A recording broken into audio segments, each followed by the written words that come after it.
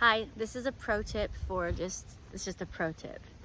And I think it will help somebody because I like this concept, this metaphor, this analogy.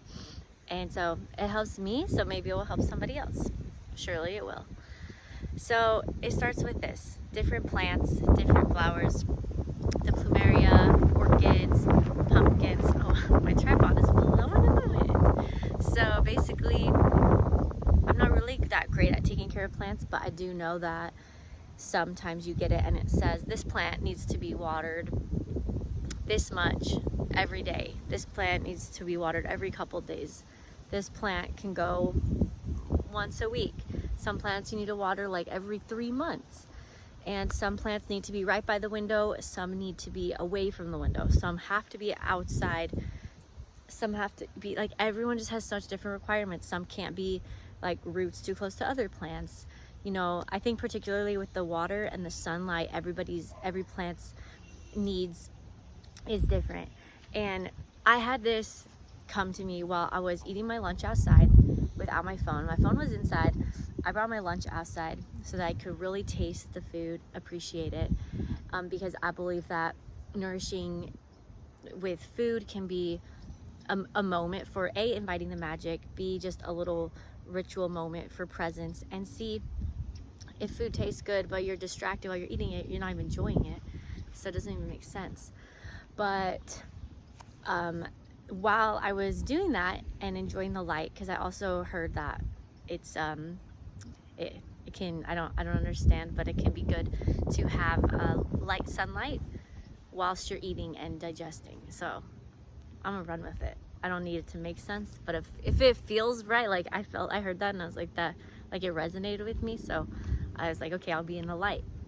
Obviously not every single time, but while I was doing that, this plant metaphor came to me because I was like, oh, okay, what, this really benefits this plant, and this same thing doesn't benefit this plant. And the thing is that it's not that plants have brains and think the way we do, but if they did, they would not be being like, hey, why does this one need to get watered every day and I don't?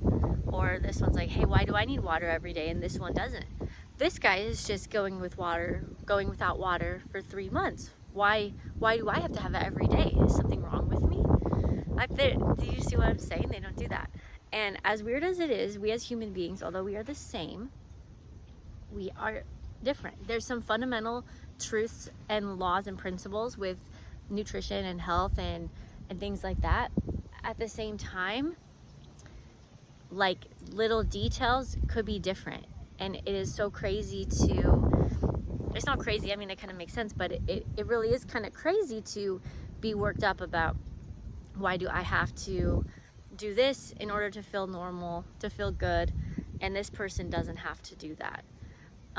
I've been very frustrated by that before, and the truth is that I will never know why. Like, I'm asking that question, why, but even if there was an answer for why, it still wouldn't change it.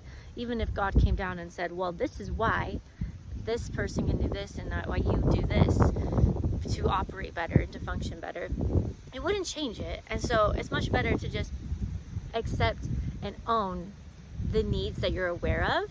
And it's actually more of a super skill. It's actually more of ability for you to be empowered and say, I know how I will feel in a better mood and operate better, and I get to choose to do that for myself, versus like, well, most people are doing this, so I'm just gonna do that and then not feel as well, and it's just like a losing battle.